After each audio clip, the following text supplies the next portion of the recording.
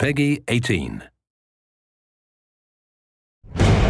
In this 4-part series, get an inside look on the making of one of the most anticipated titles in gaming history. This is Inside Assassin's Creed 3.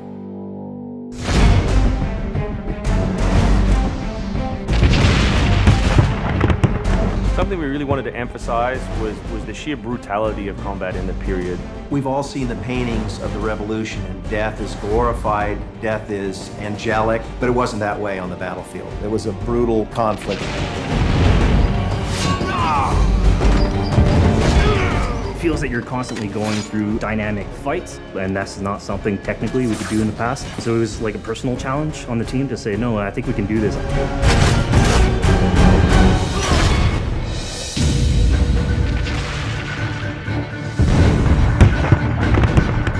These armies are filled with different types of weapons.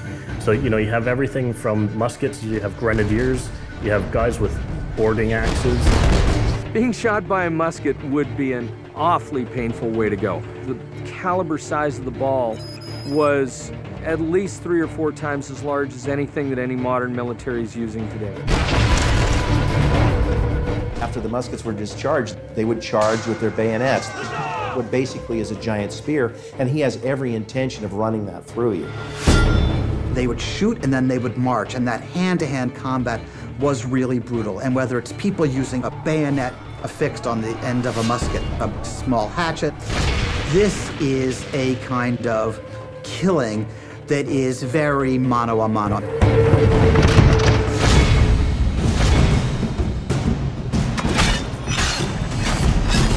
All the animations, all the weapons are brand new.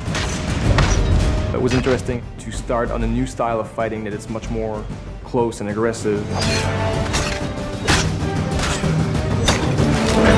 Connor's favorite weapon is the tomahawk, obviously super deadly in hand-to-hand combat.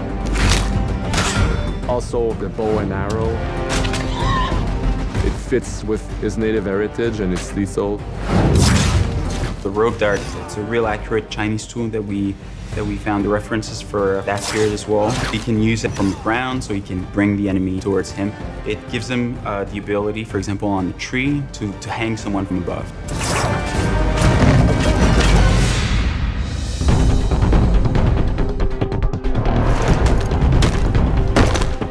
In Assassin's Creed 3, the one thing that we've decided to do is to revamp the fight system from scratch. We wanted the skill in the combat in the game to be about transitioning from character to character by choosing the right moves, by performing them correctly. It allows you to basically mow your way through large numbers of people if you're good enough without stopping. What do you do if you go into a bunch of guys with muskets and they try and shoot you? So we had to figure out, can you dodge them? Can you run away? And we've added all these options, but our big one is the meat shield, where you can grab a guy and he gets shot instead. Our mocap guys are stuntmen. We spent a long time with them rehearsing and figuring out exactly what would be the greatest choreography. We had to go through, like multiple people. Connor is trained in a very different style of fighting to the British soldiers. The close quarters flow of the combat that's happening between the punches, the kicks, and everything else is indicative of what happens in the real world. I'm very impressed by the moves that they do. It's cool to see push kicks and axe kicks and different sort of takedowns that are done correctly and very believable when they're done. Right hand, right. Punch to the face, boom, to the throat, to the groin, finish with boom. This is something new for us that we're really proud of. It's fast, it's fluid, and you go through these guys like butter.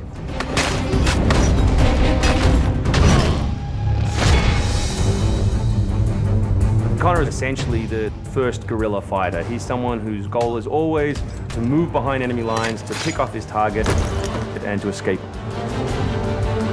Employing guerrilla tactics, or what we now know today as asymmetric warfare, was something that truly was a component of the American Revolution.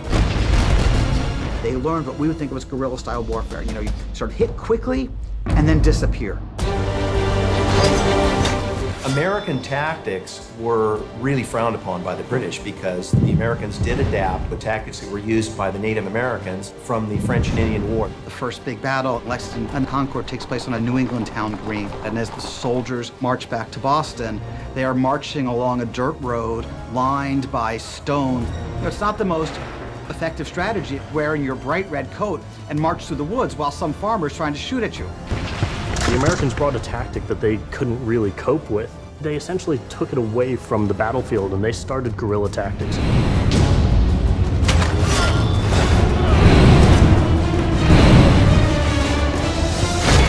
Next time on Inside Assassin's Creed 3, the hero behind the war. Connor is the hero of the American Revolution.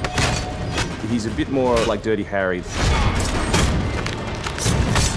Connor is the current-day Special Forces soldier. Silent, stealthy. He's fighting for freedom and he's fighting against tyranny.